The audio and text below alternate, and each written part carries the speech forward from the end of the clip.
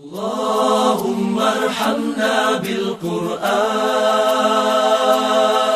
واجعله لنا إماما ونورا وهدى ورحمة. اللهم ذكرنا منه ما نسينا وعلمنا منه ما جهلنا وارزقنا تلاوته آناء الليل وأطراف النهار واجعله لنا حجة. أعوذ بالله من الشيطان الرجيم. بسم الله الرحمن الرحيم. إنا نحن نزلنا الذكر وإنا له لحافظون. لو أنزلنا هذا القرآن على جبل لرأيته خاشعا متصدعا من خشية الله. وتلك الأمثال نضربها للناس لعلهم يتفكرون. صدق الله العظيم. السلام عليكم ورحمة الله وبركاته. الحمد لله والصلاة والسلام على رسول الله ولا حول ولا قوة إلا بالله. اللهم ارحمنا بالقرآن واجعله لنا إماما ونورا وهدى ورحمة. اللهم ذكرنا منه ما نسينا وعلمنا منه ما جهلنا وارزقنا تلاوته آناء الليل وآناء النهار واجعله حجة لنا لا حجة علينا برحمتك يا أرحم الراحمين. Amma ba'du.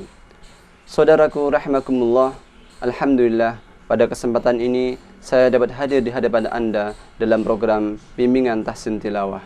Semoga Allah merahmati kita dalam pertemuan ini. Qala Rasulullah sallallahu alaihi wasallam, "Majtama'a qaumun fi baitin min buyutillah yatluna kitaballahi wa yatadarasunahu bainahum illa nazalat alaihimus sakinah wa ghasyiyatuhumur rahmah wa haffathumul malaikah wa dzakarahumullahu fi man indah." Rawahu Muslim. Apabila suatu kaum berkumpul dalam satu majlis Al-Quran, mereka membaca Al-Quran, mereka mengkaji Al-Quran, akan turun kepada mereka 4 hal. Yang pertama, as-sakinah, ketenangan dari Allah Subhanahu wa ta'ala. Yang kedua, akan turun kepada mereka ar-rahmah, rahmat Allah Subhanahu wa ta'ala. Yang ketiga, akan mendapatkan liputan dari para malaikat. Dirinya akan selalu dijaga oleh para malaikat. Yang keempatnya, akan selalu dipuji oleh Allah Subhanahu wa ta'ala, ada di makhluk yang di sekitarnya. Saudaraku rahimakumullah, membaca Al-Quran dengan benar merupakan perintah Allah Subhanahu wa ta'ala. Cara membaca Al-Quran ini sudah diajarkan langsung oleh Rasulullah sallallahu alaihi wasallam. Cara membaca Al-Quran ini terdiri banyak riwayat. Oleh karena itu, kita perlu mengkajinya dengan sebenar-benarnya supaya kita bisa mendapatkan bagaimana cara membaca Al-Quran yang benar. Qala Rasulullah sallallahu alaihi wasallam, "Inna hadzal Qur'an unzila ala 7 ahruf." Al-Quran diturunkan atas 7 bahasa, atas 7 huruf. Ini mengandung arti bahwasanya Al-Quran terdiri dari banyak riwayat bacaan Al-Quran Al-Karim. 20 riwayat bacaan Al-Quran dicontohkan oleh Rasulullah sallallahu alaihi wasallam. Dan dari 20 riwayat bacaan Al-Quran ini, 14 riwayat yang paling banyak dikaji oleh umat ini. Dan yang paling banyak dikaji oleh umat kita, masyarakat kita, ada 1 riwayat, yaitu riwayat Hafiz an Asim an Tariq Syatibiyah. Saudaraku rahimakumullah, dalam program tahsin tilawah ada 2 hal yang kita cari, yaitu bagaimana agar kita bisa membaca Al-Quran dengan benar dan bagaimana agar saya bisa membaca Al-Quran dengan lancar. Untuk dapat membaca Al-Quran dengan lancar, mudah sekali, yaitu kita dengan memperbanyak tilawah Al-Quran setiap harinya, maka insya Allah 1 hari, 1 bulan, 2 bulan, 3 bulan kita akan mampu membaca Al-Quran dengan lancar. Akan lebih ideal lagi ketika mampu meningkatkan dengan mendengarkan bacaan ayat-ayat suci Al-Quran. Mendengar dan membaca Al-Quran setiap hari akan mengantarkan seseorang untuk bisa membaca Al-Quran dengan lancar.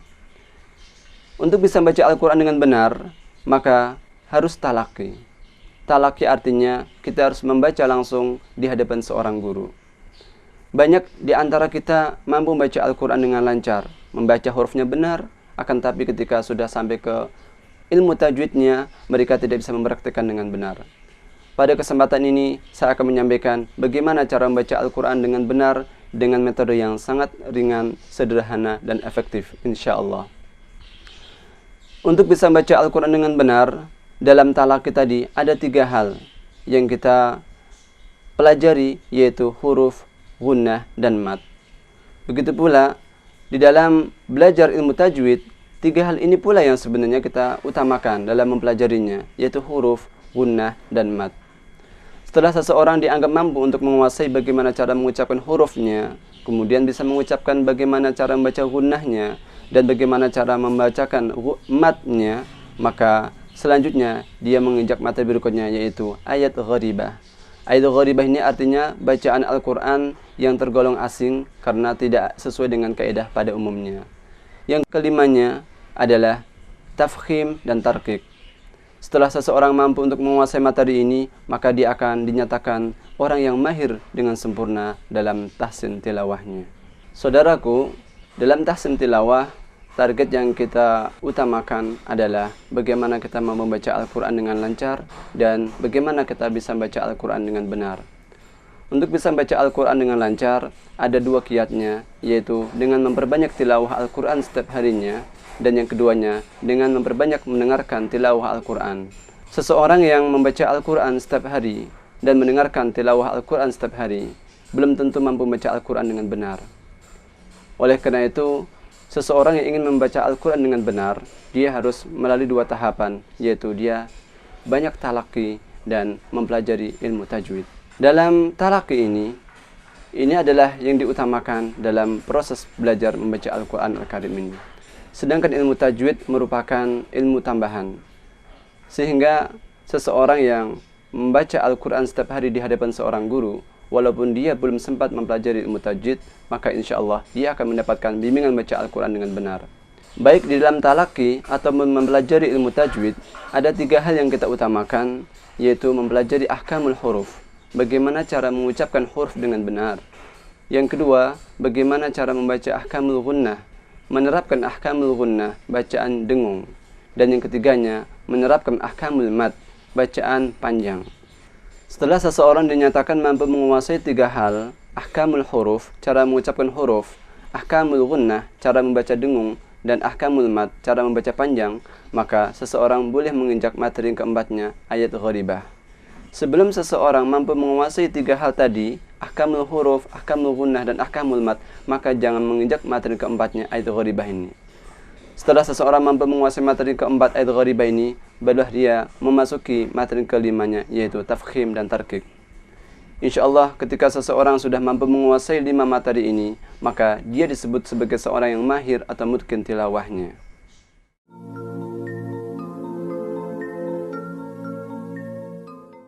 Saudaraku rahimakumullah, selanjutnya mari kita memasuki materi yang pertama, makhraj huruf, cara pengucapan huruf hijaiyah. Huruf hijaiyah berjumlah 28, makhraj huruf berjumlah 5 tempat, yaitu bibir, tenggorokan, lidah, rongga mulut, dan rongga hidung. Dari 28 huruf ini, dikeluarkan yang pertama dari bibir. Ada 4 huruf yang keluarnya dari bibir, yaitu huruf fa, wa, ba, dan ma. Fa, wa, ba, ma. Yang kedua, dikeluarkan dari tenggorokan. Ada 6 hurufnya, hamzah, ha, ha, kha, ain, ghain. Hamzah, ha, ha, kha, ain, ghain. Yang ketiga, dikeluarkan dari lidah. Dari lidah ini keluar 18 huruf. 28 huruf diambil untuk bibir, ada 4 hurufnya. Diambil untuk tenggorokan, ada 6 hurufnya. Sisa 18 huruf. 18 huruf ini semuanya dikeluarkan dari lidah. Lidah dibagi menjadi 4 bagian, yaitu yang pertama dari sisi lidah. Dari sisi lidah keluar 1 huruf, yaitu huruf dhad. Dhad. Yang kedua, dari pangkal lidah ada 2 hurufnya, yaitu huruf qaf, kaf. Qaf, kaf. Yang ketiganya, dari tengah lidah ada 3 hurufnya, jim, ya, shin. Jim, ya, shin. Yang keempatnya terbagi menjadi 4 lagi.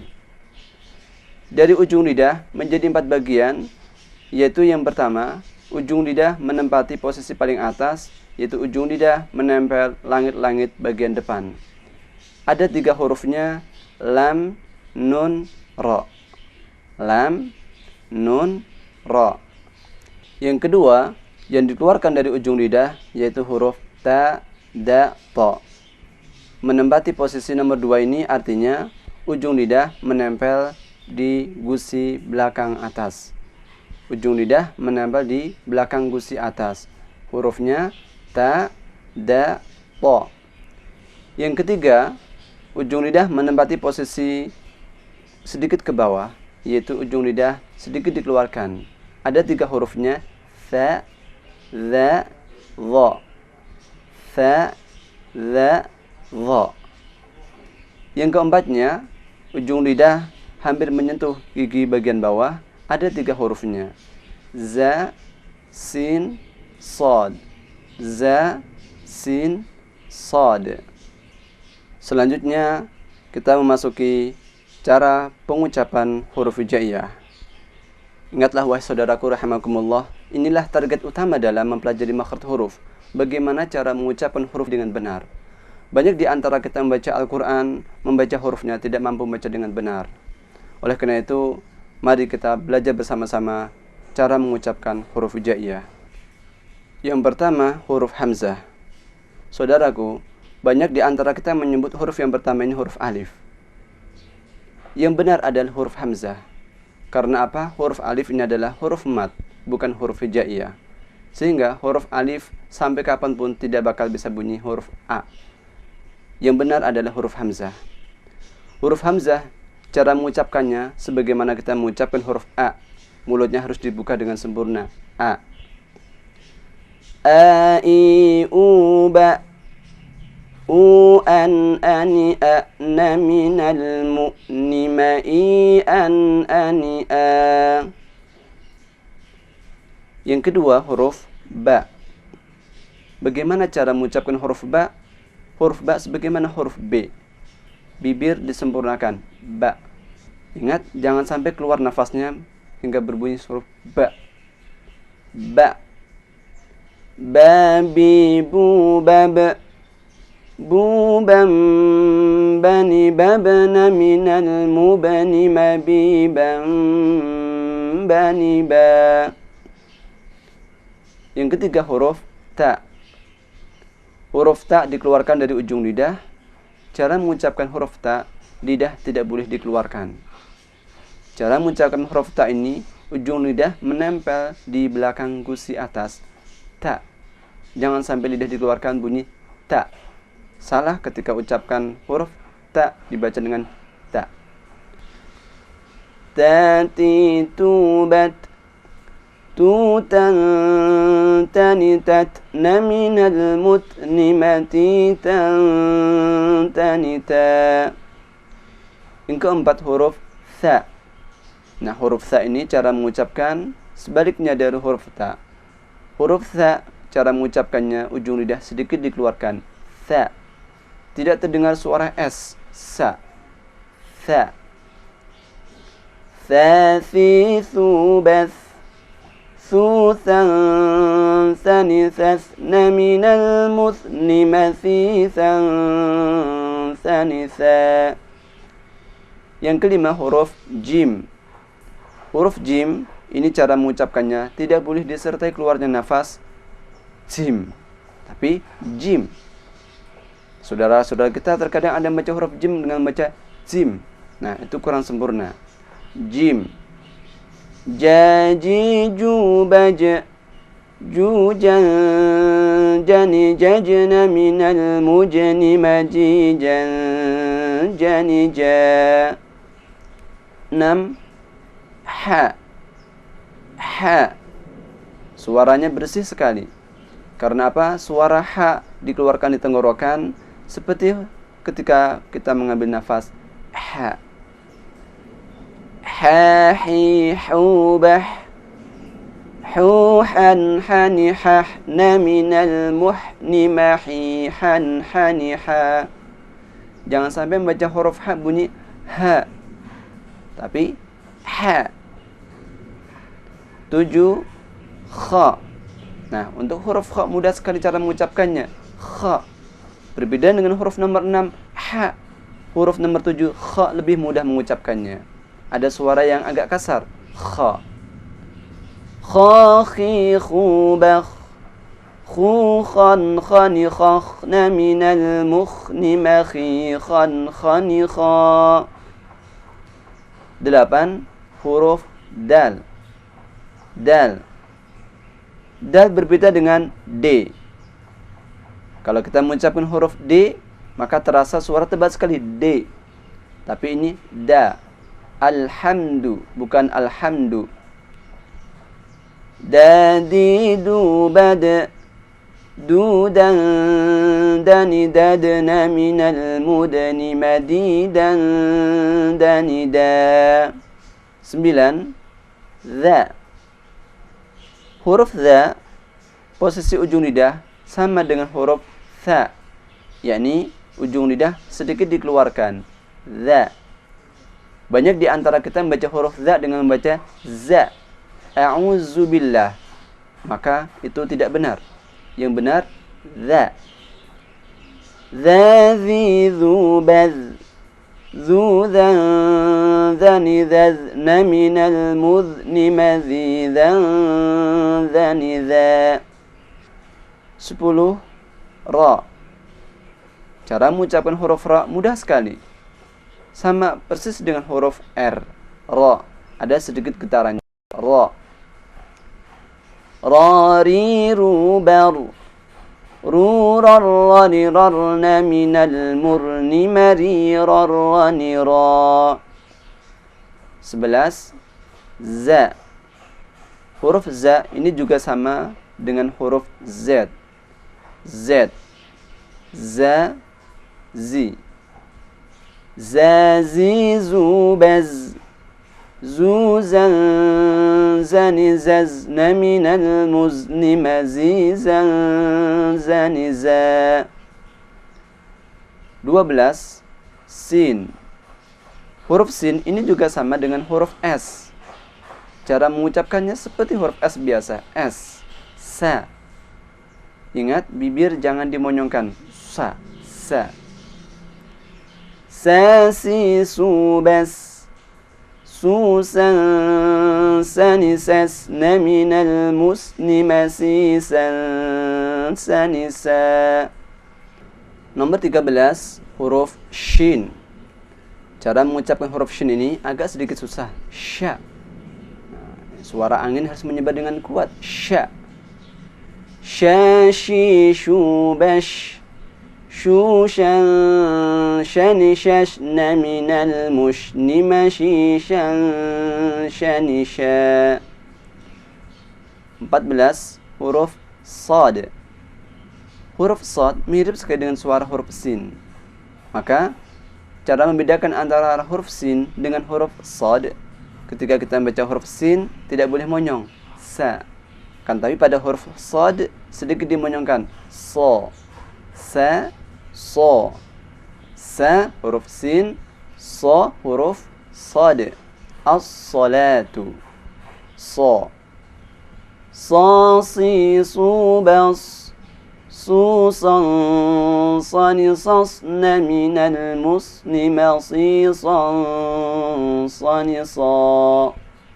Nomor 15. Dad. Dad. Sisi lidah atau tepi lidah menempel pada gigi geraham kiri atas atau dua-duanya. Dha. Dha. Catatan yang perlu diingat dalam membacakan huruf dhad, lidah jangan dikeluarkan. Dhad. Dhad. Dhadi dhubad.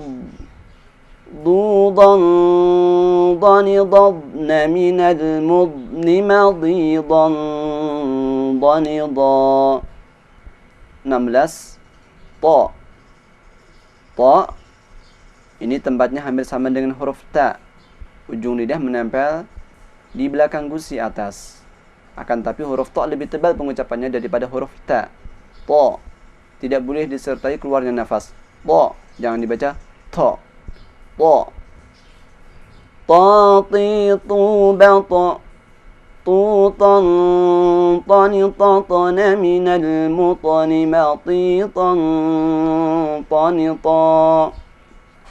17. Huruf dha. Dha. Cara membaca huruf dha sama dengan huruf dha, ujung lidahnya sedikit dikeluarkan. Dha. Jangan sampai kita membaca huruf dha dengan bunyi za. Banyak saudara-saudara kita membaca huruf dha dengan bunyi za. Para hafiz, lembaga tahfiz Quran, maka tidak benar. Yang benar ada dha. Dhadhi dhubad. Dhudhan dhani dhadna minal mudni madhidan dhani dha. 18. Huruf ain. Cara mengucapkan huruf ain sama dengan huruf a, namun sedikit kita tekan. A. Huruf hamzah cara membacanya a, di sini huruf a. A'i'u ba'. An ani a'na minal mu'ni ma'i an ani a. 19. Ghain. Ghaghi ghubagh. Ghughan ghani ghaghna minal mughni maghighan ghani gha. 20. Fa. Cara membaca huruf fa disertai keluarnya nafas fa. Tidak boleh membaca fa dengan bunyi pa. Nah, ini banyak saudara kita membaca huruf fa dengan bunyi pa. Fa. Fa fi fu baf. Fu fan fani fafna minal mufni ma fi fan fani fa. 21. Huruf qaf. Cara membaca huruf qaf tidak boleh disertai keluarnya nafas qaf. Harus bersih. Qaf. Qaqiqu baqa. Quqan qaniqaqna minal muqni maqiqan qaniqa. 22. Kaf. Nah, huruf kaf ini disertai keluarnya nafas. Kaf. Kaki kubak. Kukan kanikakna minal mukni makikan kanika. 23. Lam. Membaca huruf lam, lidah tidak boleh dikeluarkan al. Lam, lidahnya ada di dalam al. Lalilu bal. Lulallaninalna minal mulni malilallanila. 24. Mim. Mudah sekali mengucapkan huruf mim, sama dengan huruf m. Ma mimu bam. Mumam mani mamna minal mumni mamimam manima. 25. Huruf nun. Cara membaca huruf nun sama dengan huruf n. Nani nuban. Nunanna minal munni maninan nanina. 26. Wa. Cara membaca wa sama dengan huruf wi. Wawi wubau. Wuwaw wani wawna minal muni mawi waw wani wa. 27. Huruf ha. Huruf ha sama dengan huruf ha biasa. Ha. Sebagian di antara kita membaca huruf ha dengan suara dada. Ha. Hal ini mungkin seanggap berlebihan. Kita membaca huruf ha biasa. Ha. Ha hi hu bah. Hu han hani ha na minal muhni mahi han hani ha. 28 huruf ya. Huruf ya sama dengan huruf y. Ya yi yu bai yu yai yani yaina minal muini mayi yai yani ya. Demikianlah cara mengucapkan huruf hijaiyah yang berjumlah 28. Ada beberapa kesalahan yang sering terjadi dibaca oleh para peserta tahsin tilawah, yaitu yang pertama, membaca mantul pada huruf-huruf yang semestinya tidak boleh dibaca mantul. Seperti alhamdu dibacanya alhamdu. Tadhhabun dibacanya tadhhabun. Oleh karena itu, ketahuilah bahwasanya cara membaca huruf ketika mati ada 3 kelompok. Yang pertama huruf dad. Huruf dad ketika mati dia ditahan dengan kuat. Alam yaj'al kaidahum fi tadlil. Jangan dibaca fi tadlil. Yang kedua, ketika membaca huruf ta dan kaf mati, maka ada sedikit desisnya. Ingat, sedikit aja desisnya. At, ak.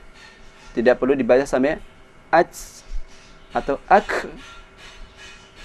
إذا الشمس كورت وإذا النجوم انكدرت وإذا الجبال سيرت وإذا العشار عطلت وإذا الوحوش حشرت وإذا البحار سجرت. Yang ketiga, dalam membaca huruf mati, ketika membaca huruf 5, ba, jim, dal, to, qaf, dengan disingkat baju di toko. Artinya ketika kita membaca huruf 5 ini dalam keadaan mati, maka harus dimantulkan. Aku, aj, dan lain sebagainya. Oleh karena itu, ketika kita membaca huruf selain yang 3 tadi itu, jangan sampai ada sedikit desisnya ataupun ada mantulnya. Alhamdulillahi Rabbil Alamin. Jangan dibaca Alhamdulillahi Rabbil Alamin. Wa idh qala rabbuk. Selanjutnya, kesalahan yang sering terjadi dalam membaca Al-Quran, yaitu seorang peserta membaca setiap kata ada jedanya. Yaitu seperti lafaz Iyyaka na'budu wa iyyaka nasta'in. Cara membaca antara satu kata dengan kata berikutnya tidak boleh ada pemisahnya sedikit pun. Iyyaka na'budu wa iyyaka nasta'in. Kesalahan yang sering terjadi yang ketiga kalinya, yaitu membaca mat tabi'i lebih dari 2 harokat. Seperti membaca Bismillahirrahmanirrahim, dibacanya Bismillahirrahmanirrahim. Yang benar Bismillahirrahmanirrahim. Hitungan 2 harokat sangat cepat sekali. 1, 2. Bismillahirrahmanirrahim. Jangan dibaca Bismillahirrahmanirrahim. Alhamdulillahi Rabbil Alamin. Jangan sampai dibaca Alhamdulillahi Rabbil Alamin.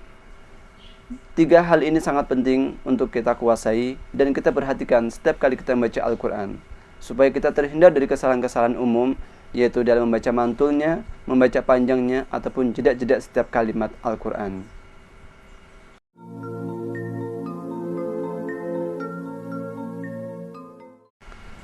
Saudaraku rahimakumullah, selanjutnya kita memasuki materi kedua, ahkamul gunnah, cara membaca dengung. Dengung artinya suara yang keluar dari rongga hidung atau sengaung. Artinya ketika kita mengucapkan suara dengung ini, terasa dari hidung kita ada suara seperti suara bindeng. Inna. Nah, kadar lama bacaan dengung ini dibaca 3 harokat. Pada umumnya kita menyebutkan dengung itu 2 harokat, namun saya menyebutkan 3 harokat. Ukuran dengung 3 harokat ini dapat kita hitung dengan cara melipat jari. Inna, inna. Sehingga kalau kita membaca dengung hanya 2 harokat, saya anggap kurang. Inna. Bacaan dengung terdapat pada 2 huruf, yaitu huruf nun dan huruf mim. Dari huruf nun yang dibaca dengung ada 4 macam, yaitu yang pertama ketika huruf nun bertasydid.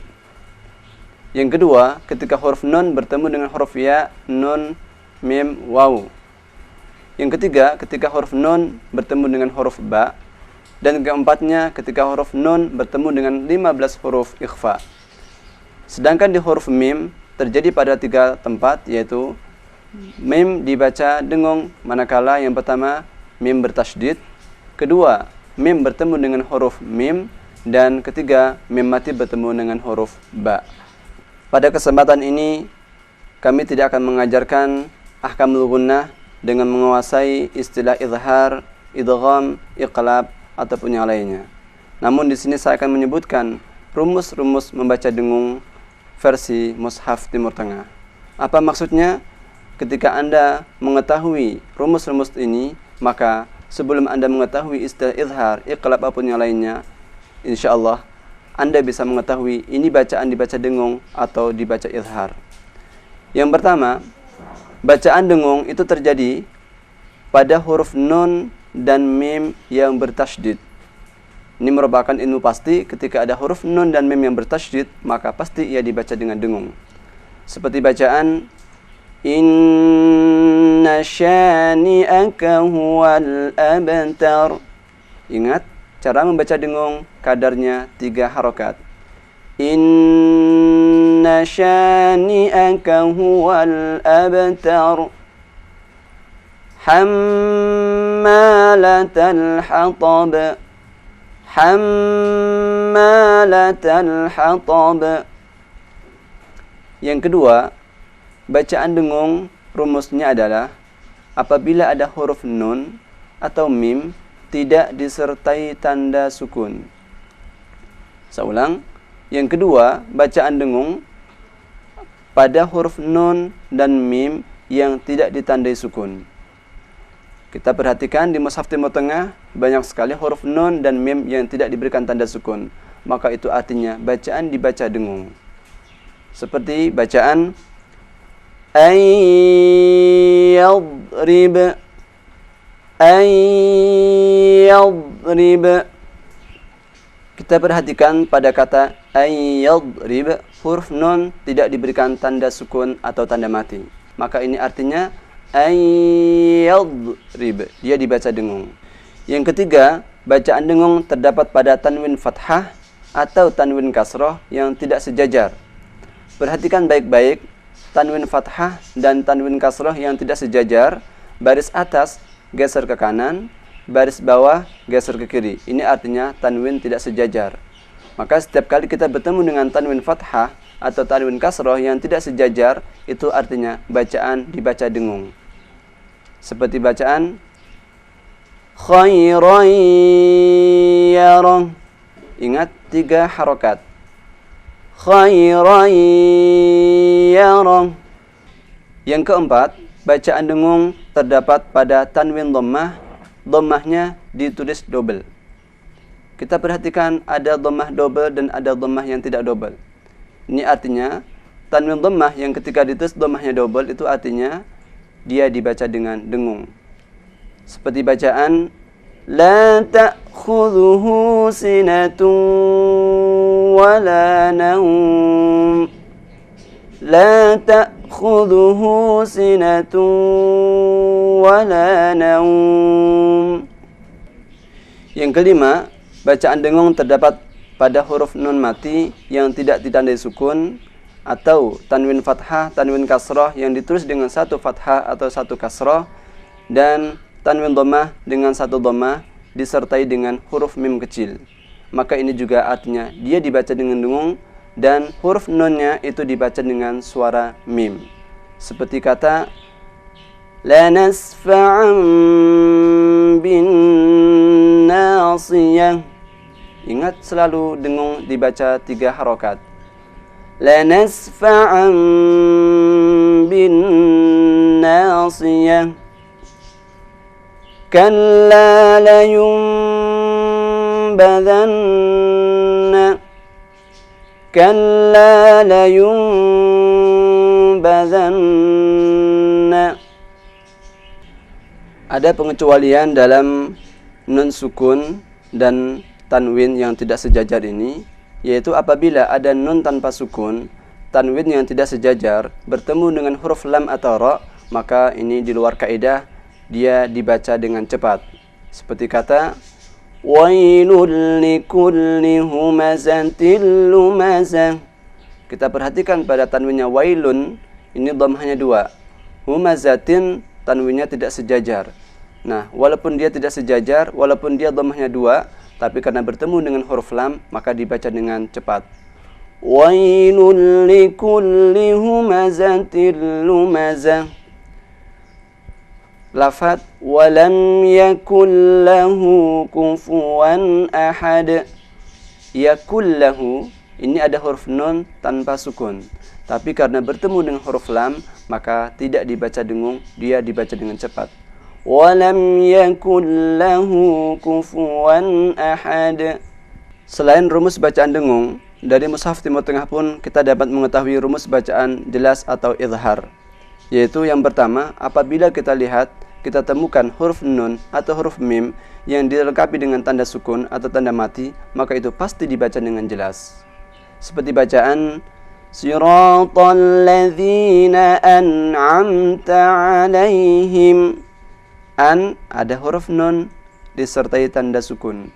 Amta dilengkapi dengan tanda sukun. Maka artinya huruf nun dan mim mati yang di sini harus dibaca dengan jelas. Siratal ladzina an'amta 'alaihim. Jangan sampai dibaca Siratal ladzina an'amta atau Siratal ladzina an'amta. Ini salah, seperti yang tadi sebutkan, mantul. Yang kedua, rumus bacaan jelas dapat kita ketahui dari penulisan tanwin fathah atau tanwin kasrah yang ditulis dengan sejajar. Ingat saudaraku, kalau tanwin fathah, tanwin kasrah yang ditulisnya dengan tidak sejajar, itu artinya bacaan dibaca dengung. Namun apabila tanwin fathah atau tanwin kasrah ditulis dengan sejajar, maka itu bacaan pasti dibaca dengan jelas. Seperti bacaan wa min syarri hasidin idza hasad. Tanwin kasrah pada bacaan hasidin ini dilihat sejajar, maka ini artinya dia dibaca dengan jelas. Hasidin idza hasad. Begitu juga pada kata wa arsala alaihim tayran ababil. Tayran, tanwin fathahnya sejajar, maka ini artinya tayran harus dibaca dengan jelas. Wa arsala alaihim tayran ababil. Yang ketiga, rumus bacaan jelas dapat kita ketahui dari penulisan tanwin dhammah. Dhammahnya ditulis dengan satu dhammah saja, seperti angka 69. Ada dhammah 1 dilengkapi dengan tanda tutup, seperti bacaan salamun hiya hatta matla'il fajr. Salamun. Salamun, dhammahnya 1 disertai dengan tanda tutup. Ini artinya salamun harus dibaca dengan jelas. Salamun hiya hatta matla'il fajr. Demikianlah rumus bacaan dengung dan rumus bacaan jelas pada huruf nun mati, tanwin atau mim mati versi Mushaf Timur Tengah. Kalau kita perhatikan dari Mushaf Indonesia, maka rumus ini tidak dapat kita temukan. Rumus ini hanya kita temukan dari Mushaf Timur Tengah.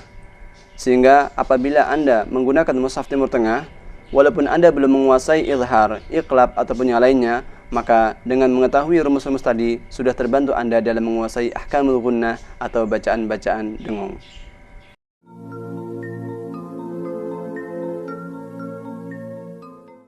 Saudaraku rahimakumullah, selanjutnya masuki materi yang ketiga, ahkamul mad, cara membaca panjang.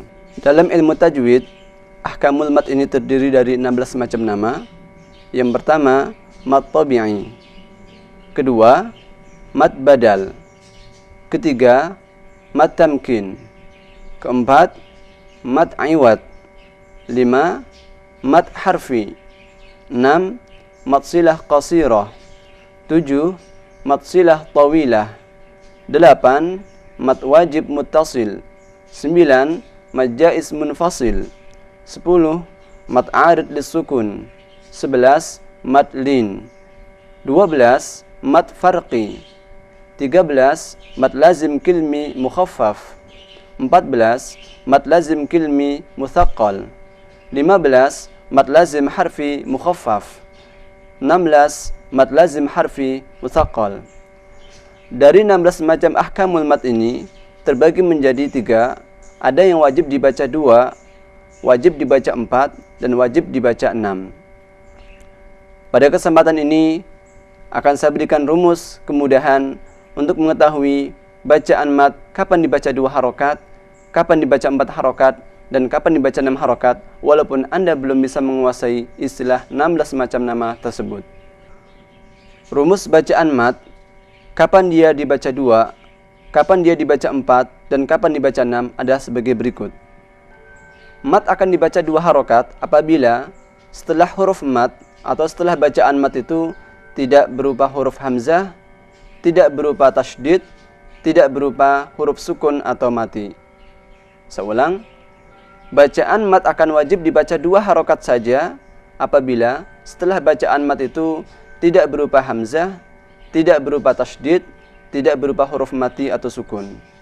Seperti bacaan a'udzu billahi. Nah, a'udzu billahi. A'udzu 2 harokat. Jangan sampai dibaca 3 harokat. A'udzu billahi. Kedua, seperti kata ilafihim. Ilafihim. I setelah bacaan i huruf lam, tidak ada huruf hamzah atau tasydid. Ketiga, seperti kata wa idza huyyitum. Wa idza huyyitum. Yi setelah huruf ya berupa huruf ta, bukan hamzah, bukan tasydid. Keempat, seperti bacaan afwaja. Ja setelah alif tidak ada hamzah, tidak ada tasydid. Kelima, seperti bacaan Taha. Membaca Taha ini, cara mengucapkannya harus diurai seperti huruf ta sesudahnya ada alif, maka dibacanya ta. Ha, ada ha kemudian ada alif. Taha. Maka ketika kita urai, tidak kita temukan setelah bacaan ta atau ha itu hamzah atau tasydid. Yang keenamnya, wamra'atuhu hammalatal hatab. Wamra'atuhu ini dibaca 2 harokat. Ya. Setelah bacaan hu berubah huruf ha, bukan hamzah, bukan tasydid. Keenam contoh ini semuanya harus dibaca 2 harokat.